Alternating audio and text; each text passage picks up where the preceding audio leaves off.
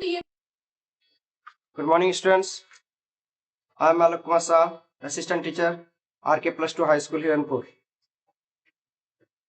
पिछले सेशन में हम लोगों ने फरक मॉडल सेट 1 और 2 का सॉल्यूशन कंप्लीट किया है।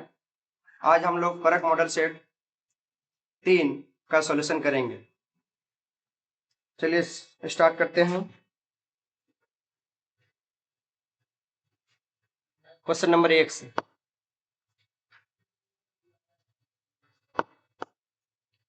क्वेश्चन नंबर 1 बोल रहा है 5005 का अभाज्य गुणनखंडों के गुणनफल के रूप में लिखा जा सकता है। मतलब 5005 का अभाज्य गुणनखंड पूछा गया है।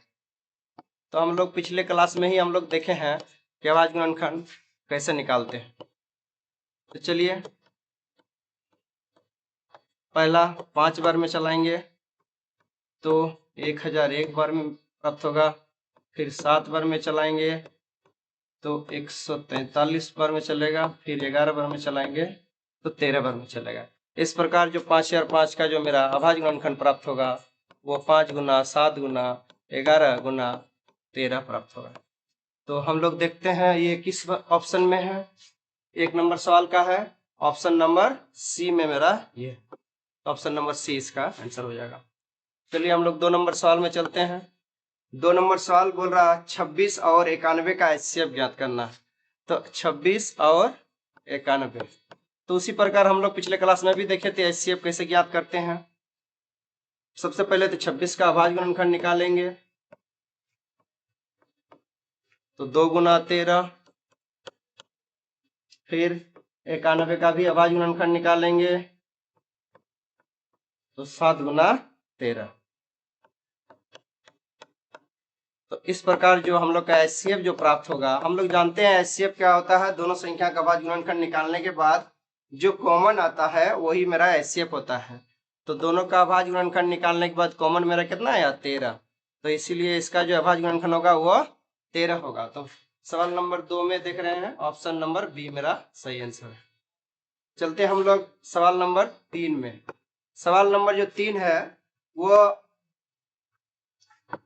3√2 किस प्रकार का संख्या है ये आपको बताना है। तो सबसे पहली बात हम लोग पिछले क्लास में ही देखे हैं, वैसा संख्या जो रूट के भीतर रह जाता है, बाहर आने की क्षमता जिसको नहीं है, वो अपरिमेय संख्या होता है। और उसके साथ कुछ परिमेय अगर गुना भी रहता है तो भी वो अपरिमेय संख्या ही होता है। तो 3 नंबर का जो सवाल होगा क्या होगा, अपरिमेय संख्या। अपरिमेय, तो 3 नंबर के सवाल में अपरिमेय संख्या ऑप्शन बी में है।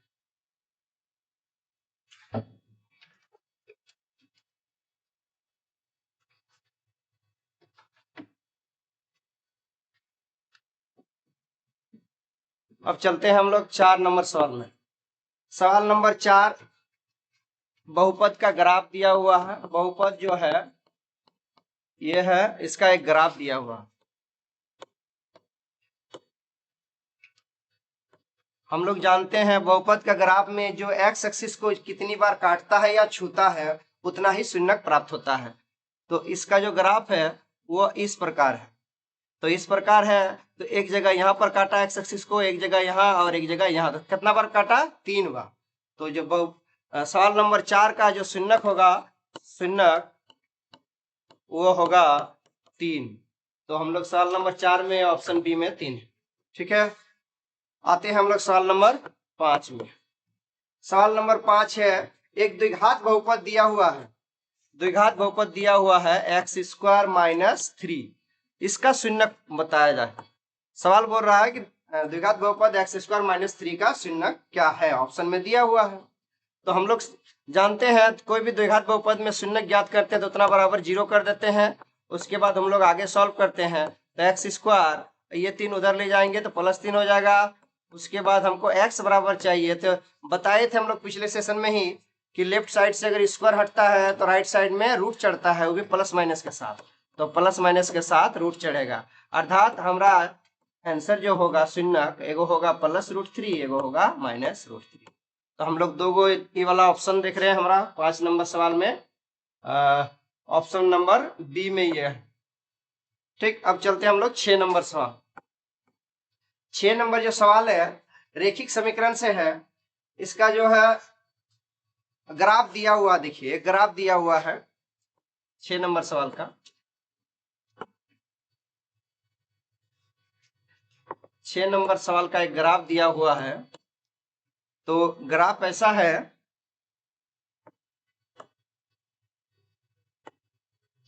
ऐसा है एक जगह, मतलब ये ग्राफ साफ साफ इंडिकेट कर रहा है कि आपस में दोनों समीकरण का जो अपना अपना ग्राफ है एक जगह कटा है। एक जगह जो कटता है तब उसको हम लोग बोलते हैं प्रतिच्छेदी ग्राफ। क्या बोलते हैं? प्रतिच्छेदी ग्राफ। और प्रतिच्छेदी ग्राफ जो होता है वो होता है संगत। वो क्या होता है? संगत होता है। तो हम लोग इस प्रकार 6 नंबर का जो आंसर होगा मेरा ऑप्शन ए, इसको बोलते हैं प्रतिच्छेदी ग्राफ। और प्रतिच्छेदी ग्राफ जो होता है वो होता है संगत। क्या होता है? संगत। तो हमारा 7 नंबर सवाल में चलते हैं।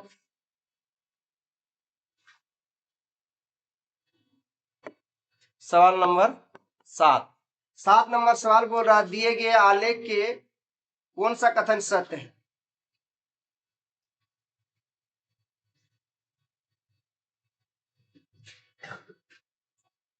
तो आलेख में कौन सा कथन सत्य है?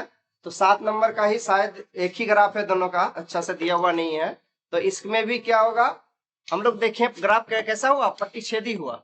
एक जगह पर दोनों ग्राफ, एक जगह पर दोनों ग्राफ यहाँ पर इस प्रकार काटा था। तो एक जगह पर ग्राफ काटता है तो हम लोग प्रतिच्छेदी रेखा बोलते हैं। और एक जगह पर काटता है तो इसका सोल्यूशन कैसे मिलेगा, हल कैसे मिलेगा? एक हल मिलेगा। और एक हल को बोलते हैं आदित्य हल।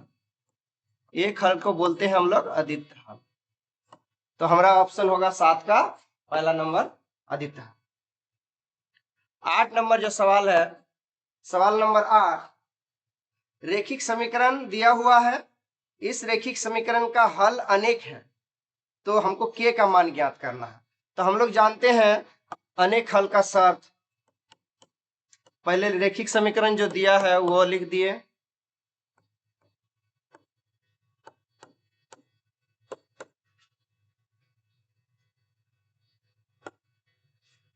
हम लोग जानते हैं अनेक हल में, अनेक हल होने का शर्त, अनेक हल होने का शर्त होता है a1 बाई a2 बराबर b1 बाई b2 बराबर c1 बाई c2। तो हम लोग a1 मेरा, a1 में क्या है? a1 है 4, b1 है मेरा 8 और c1 जो है वो होगा -6। उसी प्रकार a2 क्या है? 2, b2 क्या है? -k, b2 क्या है? -k, और c2 जो होगा वो होगा -3। तो हम लोग मान बैठा देते हैं। a1 का मान है 4, a2 का मान है 2 बराबर b1 का मान है 8 और b2 का मान है -k। यहाँ हमको आगे लेने की जरूरत नहीं है, यहीं से हमको k का मान प्राप्त हो जाएगा। तो इंप्लाइज करते हैं हम लोग। तो ये 2 काटा 2 बार में, ये काटा इसको 4 बार में, तो k बराबर हो गया -4। तो k का मान जो मेरा मिला अनेक हल के लिए -4। तो 8 नंबर में ऑप्शन नंबर बी। चलिए हम लोग चलते हैं सवाल नंबर 9 की ओर। निम्न में से कौन द्विघात समीकरण नहीं है? जनरली हम लोग देखते हैं द्विघात समीकरण है पूछा जाता है, इसमें पूछा है द्विघात समीकरण नहीं है। तो बड़ा अच्छा सा हम लोग देखते हैं। सबसे पहले हम लोग जानते हैं द्विघात समीकरण होने के लिए कम से कम हमको एगो एक्स स्क्वायर का जरूरत है। हम लोग इसमें ऑप्शन में देखेंगे किस वाला ऑप्शन में कि एक भी एक्स स्क्वायर नहीं बचेगा। तो पहला ऑप्शन में देखते हैं। इस तरह का सवाल को ऑप्शन से बनाना ज्यादा अच्छा होता है।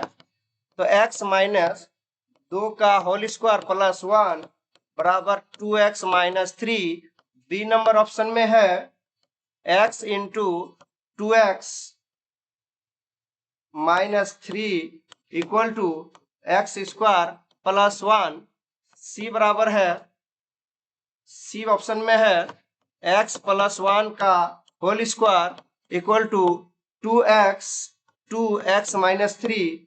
और डी ऑप्शन में है मेरा x माइनस 1 का होल स्क्वायर बराबर x माइनस 2।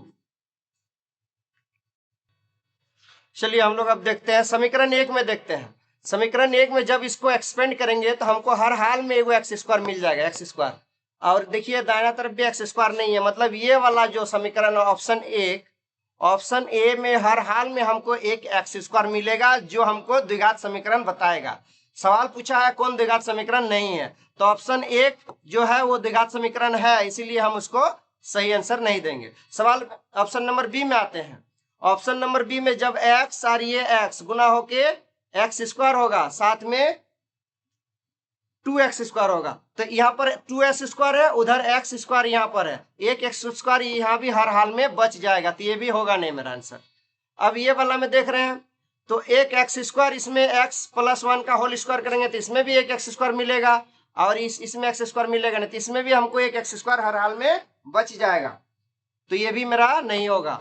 अब इसमें ऑप्शन नंबर डी में आते हैं, तो ऑप्शन नंबर डी में भी इसमें भी एक एक्स स्क्वायर हमको हर हाल में प्राप्त होगा, और इधर एक्स स्क्वायर नहीं होगा, मैंने इसमें भी एक्स स्क्वायर बच जाएगा, तो ऑप्शन नंबर डी भी नहीं होगा। तो हमें लगता है इस सवाल में कोई एक ऑप्शन में एरर है। यहाँ पर अगर ऑप्शन नंबर डी को हम लोग स्क्वायर कर देते हैं तो ये वाला मेरा सही आंसर हो जाएगा, क्योंकि यहाँ से एक एक्स स्क्वायर प्राप्त होगा, यहाँ से भी हमको एक एक्स स्क्वायर प्राप्त होगा, या दोनों एक्स स्क्वायर आपस में क्या होगा, कट जाए, क्योंकि बीच में बराबर का साइन है। तो इसमें इसके बाद ऑप्शन नंबर डी में एक्स स्क्वायर कटने के बाद एक्स स्क्वायर नहीं बचेगा, और एक्स स्क्वायर नहीं बचेगा तो हमारा वो द्विघात समीकरण नहीं होगा, तो ऑप्शन नंबर डी सही आंसर होना चाहिए।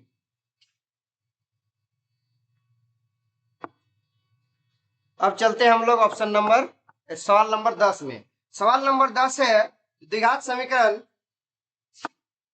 3x square minus 5x plus 2 बराबर 0 के मूलों की प्रकृति हमको बताने बोला है। तो मूलों की प्रकृति, अब हम लोग मूलों की प्रकृति किसी भी द्विघात समीकरण में मूलों की प्रकृति उसके विविधकर को ज्ञात करके प्राप्त करते हैं। तो सबसे पहले हम लोग विविधकर निकालते हैं। विविधकर का फॉर्मूला होता है बी स्क्वायर माइनस 4ac। तो b के जगह यहाँ पर -5 है, तो -5 का स्क्वायर माइनस 4, a के जगह 3 है और c के जगह 2 है, तो -5 का स्क्वायर करेंगे तो 25 होगा, और यहाँ 4 तिया 12, 12 दूनी 24, माइनस हो गया 24। तो d का मान प्राप्त हुआ 1, जो 0 से बड़ा है। और हम लोग जानते हैं विविधकर अगर 0 होता है तो मूल वास्तविक और समान होता है, विविधकर अगर 0 से बड़ा होता है तो मूल वास्तविक और असमान होता है। तो यहाँ पर हम लोग विविधकर का मान मेरा 0 से बड़ा है, इसीलिए इसका जो मूल होगा, मूल की प्रकृति वो होगा वास्तविक और असमान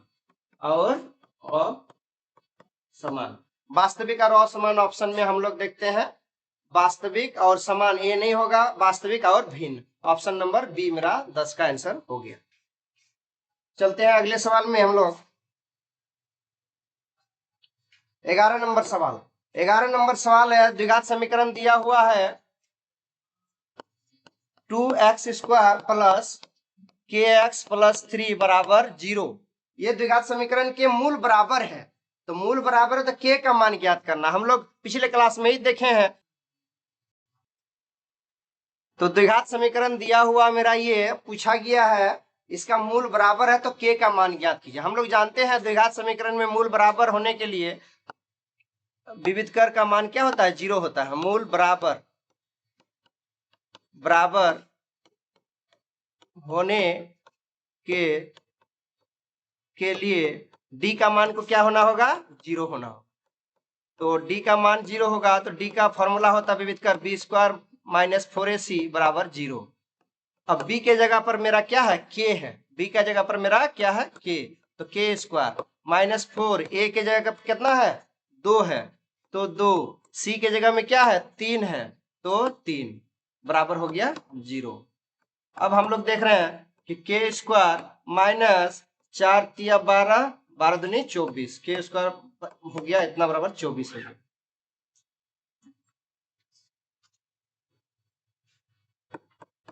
तो हमको k स्क्वायर बराबर अगर 24 उधर ले जाएंगे तो हो जाएगा प्लस 24।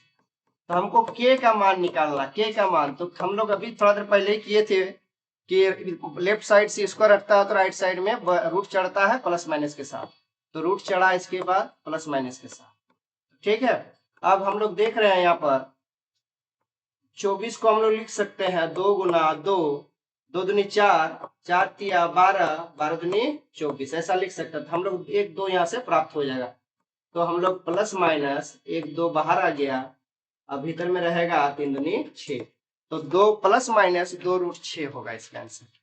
तो प्लस माइनस 2 रूट 6 मेरा ऑप्शन नंबर सी में है। ठीक है, चलते हैं हम लोग अगले सवाल की ओर। सवाल नंबर 12, यदि एपी का प्रथम पद मतलब प्रथम पद ए बराबर कितना दिया हुआ, -1 दिया हुआ है, और सार्वधातुक कितना दिया हुआ है, डी बराबर हाफ दिया हुआ है, तो हमको बोल रहा दूसरा पद। तो हम लोग जानते हैं दूसरा जो पद होता है वो होता है प्रथम पद, दूसरा पद बराबर होता है प्रथम पद जोड़ सार्वधातुक। तो प्रथम पद हो गया -1 जोड़ हाफ, तो -1 में प्लस हाफ अगर जोड़ देते हैं तो मेरा -हाफ ही आंसर होगा। तो इसका जो आंसर होगा वो होगा -हाफ। तो 12 में -हाफ ऑप्शन नंबर बी में है। तो चलते हैं हम लोग 13 नंबर सवाल में। 13 नंबर जो सवाल है, एक एपी का 10वां पद ज्ञात करने बोला है। तो एपी का जो सीरीज है वो है 2, 7, 12, डॉट डॉट डॉट 10वां पद निकालना। कौन सा पद, हमको 10th पद निकालना, इस 10वां पद को निकालना। तो हम लोग 10वां पद, हम लोग nth टर्म का जो फॉर्मूला है हम लोग जानते हैं, A10 बराबर होता है A प्लस 9 गुना डी। तो ए का मान है मेरा कितना 2, और 9, डी का मान होगा जब 7 में से 2 घटाएंगे 5, डी का मान कितना होगा 5। तो हमारा हो गया 9 5 45 और 2 47। तो मेरा जो 10वां पद होगा वो कितना होगा 47 होगा। तो 47 ऑप्शन नंबर बी में मेरा है। ठीक है, चलते हैं हम लोग अगले सवाल की ओर। सवाल नंबर 14।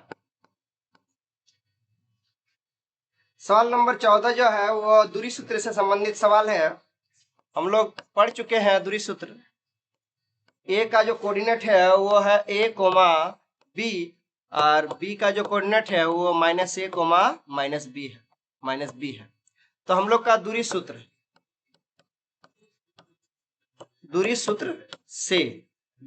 से ab बराबर क्या होता है, हम लोग x2 - x1 का होल स्क्वायर।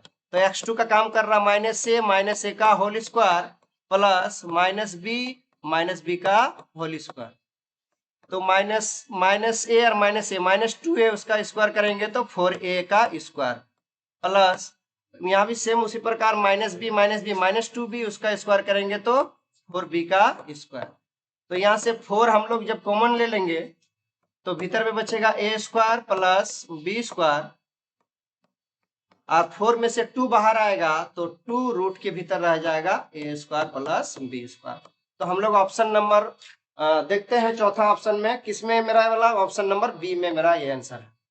ठीक है, हम लोग चलते हैं 15 नंबर सवाल की ओर। 15 नंबर सवाल है, इसमें दिया है मध्य बिंदु का नियमक। बड़ा आसान है मध्य बिंदु का नियमक। अगर ये a और अगर ये b है, इसका कोऑर्डिनेट है x1 y1 और इसका कोऑर्डिनेट है x2 y2। तो हम लोग मध्य बिंदु होता है जो बीचों बीच एक बिंदु मिलेगा उसको बोलते हैं मध्य बिंदु।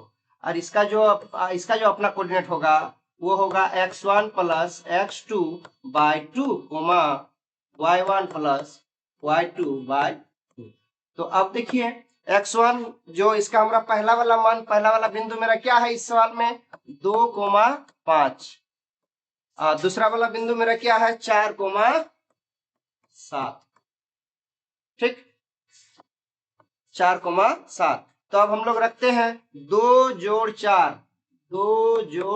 4 बटा 2 5 जोड़ 7 बटा 2। तो 4 2 6 बटा 2 मतलब 3, 7 5 12 बटा 2 मतलब 6। तो इसका जो मध्य बिंदु का जो नियामक होगा कोऑर्डिनेट होगा वो 3, 6 होगा। तो 3, 6 ऑप्शन नंबर 1 में मेरा है। ठीक है, चलते हैं हम लोग अगले सवाल की ओर। सवाल नंबर 16। सवाल नंबर जो 16 है वो है सभी संभाव त्रिभुज समरूप होते हैं, ये हम लोग सबको जानते हैं। तो इसका आंसर जो होगा ए। और इंपॉर्टेंट सवाल भी है ये 16 नंबर, इंपॉर्टेंट सवाल भी है। सभी समबाहु त्रिभुज समरूप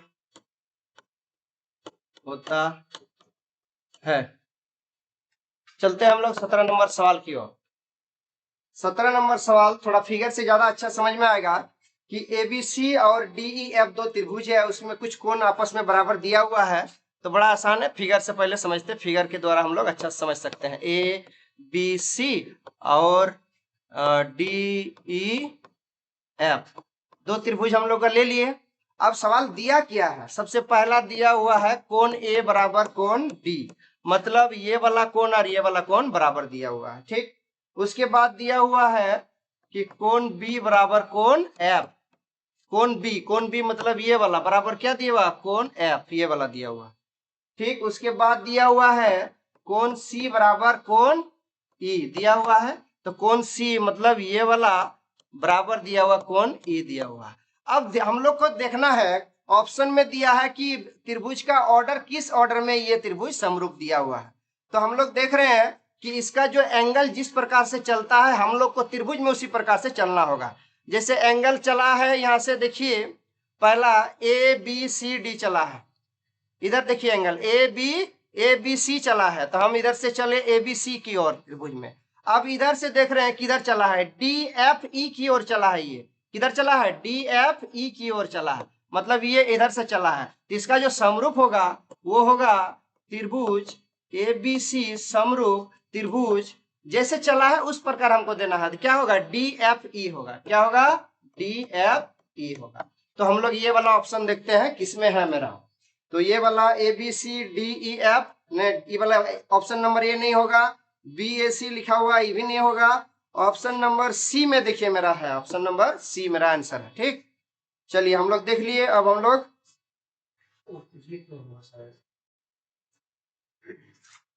सवाल नंबर 18 पे हम लोग चलते हैं। सवाल नंबर 18, धरती पर एक मीनार ऊर्ध्वाधर खड़ी है, तो एक मीनार ऊर्ध्वाधर खड़ी है, ठीक। धरती के एक बिंदु मान लीजिए यहाँ से मीनार की पाद बिंदु की दूरी कितना है, 15 मीटर है, यहाँ से यहाँ तक 15 मीटर, मतलब ए बी अगर मीनार है तो एक पाद बिंदु धरती का सी है उससे 15 मीटर है, तो बोलता है उससे मीनार की चोटी का उन्नयन कोण कितना है, 60 डिग्री है, कितना है, 60 डिग्री है।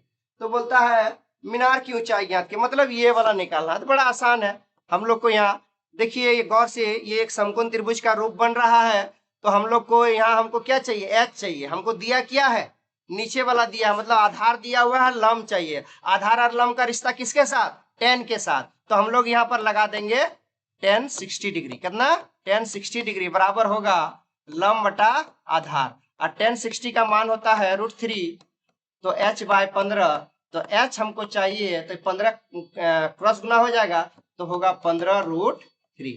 तो 18 नंबर जो सवाल है उसका ऑप्शन हम लोग, तो हम लोग 18 नंबर का जो ऑप्शन आंसर जो आया मेरा वो आया, 18 नंबर सवाल का जो मेरा आंसर आया वो आया 15√3। तो ऑप्शन नंबर हम लोग देख रहे हैं 15√3, ऑप्शन नंबर बी में है। चलिए हम लोग चलते हैं 19 नंबर क्वेश्चन की ओर। 19 नंबर जो क्वेश्चन है, एक वृत्त की कितनी स्पर्श रेखा हो सकती है। हम लोग जानते हैं ये एक वृत्त है, स्पर्श रेखा उसे कहते हैं जो वृत्त को छूते हुए गुजरता है। तो कोई स्पर्श रेखा इधर से भी गुजर सकता है, कोई स्पर्श रेखा इधर से भी गुजर सकता है, कोई स्पर्श रेखा इधर से भी गुजर सकता है, कोई स्पर्श रेखा इधर से भी गुजर सकता है। इस प्रकार हम लोग एक वृत्त में अनेक स्पर्श रेखा गुजार सकते हैं। क्या होगा इसका आंसर, अनेक। तो अनेक है, यहाँ अनेक की जगह अनंत दिया हुआ है, तो हम लोग अनंत स्पर्श रेखा गुजार सकते हैं, ठीक है। हम लोग चलते हैं सवाल नंबर बी की ओर, सवाल नंबर 20 की ओर। तो सवाल नंबर 20 में दिया हुआ है 2 sin स्क्वायर ए बराबर दिया हुआ है 1। तो हम लोग को पहले sin स्क्वायर ए बराबर 1/2 हमको प्राप्त हुआ, ठीक है। sin स्क्वायर ए बराबर 1/2। अब हम लोग देख रहे हैं कि साइन स्क्वायर ए, तो हमको क्या चाहिए, साइन चाहिए, साइन स्क्वायर ए का मान नहीं प्राप्त हम लोग को, तो साइन चाहिए तो उधर जाएगा तो प्लस माइनस रूट चढ़ेगा, तो 1/2, तो एक में फर्क नहीं पड़ेगा, तो हमारा नीचे प्राप्त हो रहा है 1/2। ठीक है, अब हम लोग देख रहे हैं 1/√2 साइन में किसका मान होता है, तो हम लोग जानते हैं साइन 45 डिग्री का मान होता है 1/√2। तो हम लोग देखते हैं हमारा ऑप्शन ए में एंगल कितना हुआ, यहाँ पर 45 डिग्री, क्योंकि सेम वैल्यू हमको दिया 45 डिग्री, इसीलिए मेरा आंसर जो होगा कोण ए का मान कितना होगा, 45 डिग्री होगा। ठीक है, चलते हैं हम लोग अगले सवाल की ओर। सवाल नंबर 21, सवाल नंबर 21 में है tan थीटा बराबर दिया हुआ है √3, tan थीटा बराबर √3 दिया हुआ है, तो हम लोग जानते हैं tan 60 डिग्री का मान होता है √3, तो हमको थीटा बराबर कितना प्राप्त हो जाएगा, यहाँ पर 60 डिग्री। त्रिकोणमिति की 30 डिग्री, 60 डिग्री, 45 डिग्री, 90 डिग्री, सबका मान सभी बच्चों को याद कर लेना चाहिए। अब चलते हैं हम लोग 22 नंबर सवाल की ओर।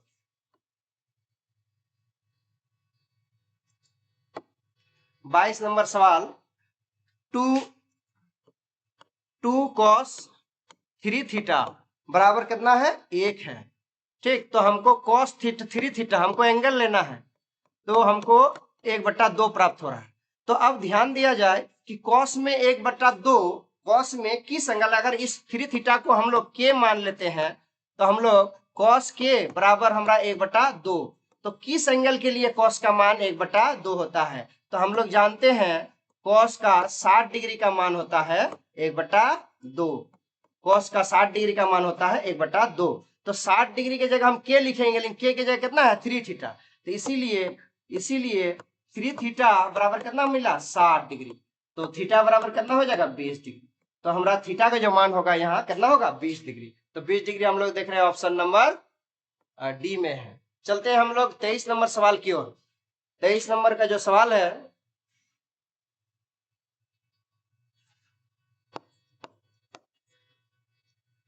tan 30 डिग्री का मान पूछा है, किसका, tan 30 डिग्री। हम लोग जानते हैं tan 30 डिग्री का मान होता है 1/√3, तो हम लोग देख रहे हैं 1/√3, मेरा ऑप्शन नंबर बी है 23 नंबर। अब 24 नंबर सवाल की ओर चलते हैं। 24 नंबर सवाल जो है वो दो तरीका से बना सकते हैं, 2 sin A बराबर sin 2A दिया हुआ है। ठीक, तो हम लोग इसको मैथमेटिकल इंडक्शन एक मेथड है जिसके तहत हम लोग एंगल का मान अपने से पुट करके इसको सिद्ध कर सकते हैं। तो हम लोग अगर एंगल का मान 0 डिग्री लेते हैं तो देखिए प्राप्त होगा हमको, तो 2 गुना साइन 0 डिग्री, तो 2 गुना साइन 0, साइन 0 का मान होता है 0, तो हमको यहाँ पर मिलेगा 0। अब राइट साइड में उधर भी देखते हैं उसका, तो यहाँ भी साइन 2 गुना 0 डिग्री, मतलब यहाँ भी हमको 0 डिग्री प्राप्त होगा, तो इसका भी मान हमको मिलेगा 0, मतलब दोनों में हमारा मान मिला। अगर एंगल रखते हैं 0 डिग्री तो दोनों में 0 मिला है। ठीक, एक चेक हम लोग ये की, एक और चेक कर लेते हैं, ए का मान 30 डिग्री रखते हैं, ए का मान जब 30 डिग्री रखेंगे तो यहाँ हमको मिलेगा 2 साइन 30 डिग्री, और साइन 30 डिग्री का जो मान होता है वो होता है 1/2, तो 2 गुना 1/2, यहाँ से कटने के बाद हमारा कितना प्राप्त होगा 1, बाया साइड मिला 1। जब हम दाया साइड में इसको पुट करते हैं साइन 2 गुना 30 डिग्री, तो 30 डिग्री करेंगे तो यहाँ पर होगा साइन का 60 डिग्री होगा, कितना साइन का 60 डिग्री, और साइन 60 डिग्री का मान होता है √3/2, जो कि अंतर आ गया, पहला में मेरा 1 आया, दूसरा में √3/2 आया, इसका मतलब इसका जो मान होगा ए का वो केवल 0 डिग्री संभव है। ठीक, तो हम लोग आंसर इसमें देख रहे हैं 0 डिग्री, ऑप्शन नंबर सी में है। इसको हम लोग दूसरा तरीका से भी बना सकते हैं कि एक फॉर्मूला होता है साइन 2 थीटा का, साइन 2 थीटा बराबर होता है 2 sine theta into cos theta होता है। ठीक, तो गौर से देखिए, ये जो राइट साइड में मेरा साइन 2 थीटा, तो थीटा की जगह क्या है ए है, तो हम लोग इसके जगह पर हम लोग ये वाला मान लिख सकते हैं। तो लेफ्ट साइड में मेरा है LHS में मेरा है 2 साइन ए, और इधर हमको LHS नहीं लेने से भी चलेगा, यहाँ पर हम लोग इंप्लाई यूज करते हैं, तो हमारा 2 साइन ए, और इसके बदले में साइन 2A के बदले में हम लोग इतना ले सकते हैं, इतना, तो हम लोग लिखेंगे 2 sine theta, sorry sine A into cos A. अब देखा जाए 2 कट गया, साइन ए कट गया, इधर बचा मेरा कॉस ए, उधर बचा 1, तो हमको मिला कॉस ए बराबर 1। और कॉस ए बराबर 1 हुआ, इसका मतलब ए का मान कितना होगा 0 डिग्री, क्योंकि हम लोग जानते हैं कॉस 0 डिग्री का मान होता है ए, तो हम लोग का ए बराबर यहाँ प्राप्त होगा कितना 0 डिग्री। तो ये दूसरा तरीका इससे बना सकते हैं हम लोग। चलते हैं अब लोग अब सवाल नंबर 25 की ओर। सवाल नंबर 25, सवाल नंबर जो 25 है, किसी अर्धवृत्ताकार खेत की त्रिज्या, ये सवाल प्री टेस्ट में पूछा गया था। खेत की त्रिज्या अर्धवृत्ताकार, कैसा रूप है खेत, अर्धवृत्ताकार है, इसकी त्रिज्या कितना दिया हुआ है 7 सेंटीमीटर।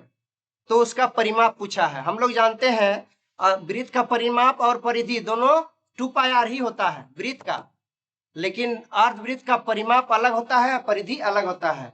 तो अर्धवृत्त का परिमाप, अर्धवृत्त का जो परिमाप होता है वो होता है पाई आर प्लस 2r। तो पाई 22/7, आर की जगह में 7 है, प्लस 2 गुना आर की जगह में 7 है, तो ये 7 कट गया, यहाँ बच्चा 22 और वहां 7 दूनी 14, मतलब 36 सेंटीमीटर। से कितना होगा, आंसर होगा 36 सेंटीमीटर। तो हम लोग 25 नंबर का देखते हैं, 36 में ऑप्शन नंबर बी में मेरा है। ठीक है, हम लोग चलते हैं 26 नंबर सवाल की ओर। 26 नंबर सवाल भी बहुत ही इंपॉर्टेंट सवाल है। एक वृत्त का परिमाप और क्षेत्रफल संख्यात्मक रूप से बराबर। जब भी संख्यात्मक रूप से अगर बराबर का बात किया जाए, इसका मतलब उनका फॉर्मूला जो है, सूत्र जो है, उसको बराबर करने की बात कर रहा है। तो वृत्त का जो परिमाप है होता है वो होता है 2 पाई आर, और वृत्त का जो क्षेत्रफल होता है वो होता है पाई आर स्क्वायर, दोनों बराबर हो गया संख्यात्मक रूप से। तो एक आर इसके साथ कट जाएगा, पाई पाई कट जाएगा, राइट साइड पे मेरा बचेगा आर और लेफ्ट साइड में मेरा बच रहा 2, मतलब आर की मान कितना हो गया 2। मतलब हमको वो जो वृत्त है जिसकी परिमाप और क्षेत्रफल संख्यात्मक रूप से बराबर है, उसकी त्रिज्या कितना होगा 2 होगा। तो हम लोग का ऑप्शन ए में देखना त्रिज्या 2 दिया हुआ है। चलिए हम लोग चलते हैं 27 नंबर सवाल की ओर। 27 नंबर सवाल है, आर त्रिज्या वाले अर्धगोले का आयतन। अर्धगोले का आयतन जो होता है वो होता है 2/3 pi r cube, 2/3 pi r cube. तो 2/3 पाई आर क्यूब मेरा ऑप्शन नंबर ए में है, क्योंकि गोला का होता है 4/3 पाई आर क्यूब, तो अर्धगोला का उसका आधा होगा, तो मतलब ये 2 से भाग लग जाएगा, ये 2 कटेगा इसको 2 बार में, तो 2/3 पाई आर क्यूब मेरा 27 नंबर का आंसर ऑप्शन नंबर ए। अब चलते हैं हम लोग 28 नंबर सवाल में। 28 नंबर सवाल है, एक शंकु की ऊंचाई दिया हुआ है। शंकु हम लोग जानबे करते हैं, बर्थडे का जो के टोपी होता है वो कैसा होता है, शंकु के आकार। शंकु की ऊंचाई दिया हुआ है 12 सेंटीमीटर, 12 सेंटीमीटर, तथा इसके आधार की त्रिज्या, मतलब त्रिज्या दिया है कितना 7 सेंटीमीटर। तो शंकु का आयतन, तो शंकु का आयतन हम लोग जानते हैं 1/3 पाई आर स्क्वायर एच। तो 1/3 पाई का 22/7 आर स्क्वायर, आर 7 गुना 7, एच कितना है 12। ठीक, तो 7 एक साथ कट गया, उसके बाद ऊपर में मेरा मिला 22 गुना, इसको गुना करेंगे तो 84/3। ठीक, तो अब इसको हम लोग गुना करते हैं और एक बार, तो 84, 4 दूनी 8, 8 दूनी 16, 4 दूनी 8, 8 दूनी 16, तो 8, 8 6 14 के 4 हाथ में रहा 1, 6 1 7 1 8, इतना बटा 3, हमको 3 से इसमें भाग देना, तो 6 बच्चा 1 1 6 18, मतलब 613, 613 ना 6 18 616 मैंने होगा यहाँ 616। तो ठीक है, 28 नंबर में ऑप्शन में देखते हैं 616 और इससे मेरा आयतन निकाले हैं तो इसमें क्या होगा, सेंटीमीटर क्यूब भी लगेगा। तो 616 centimetre cube option number B में है। चलते हम लोग अब 29 नंबर सवाल की ओर।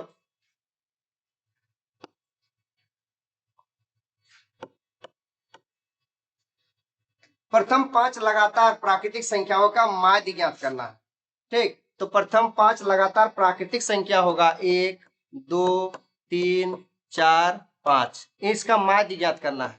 तो माध्य में हम लोग जानते हैं माध्य बराबर क्या होता है, आंकड़ों का योग बटा आंकड़ों की संख्या। आंकड़ों का योग मतलब सबका जोड़। तो 1 जोड़ 2 जोड़ 3 जोड़ 4 जोड़ 5, अब बटा आंकड़ों की संख्या कितना 5 है, तो 5। तो 5 4 9 3 12, 12 3 15, तो 15 बट्टा हो गया है 5, मैंने कट के कितना आएगा 3। इसका माध्य कितना होगा 3। तो ऑप्शन नंबर सी में मेरा माध्य 3 दिया हुआ है। अब चलते हैं हम लोग 30 नंबर सवाल की ओर। सवाल नंबर 30 है, निम्नलिखित में से कौन सी संख्या किसी घटना की प्रायिकता नहीं हो सकता। तो हम लोग जानते हैं प्रायिकता जो है वो किसके बीच लाई करता है, इसके बीच।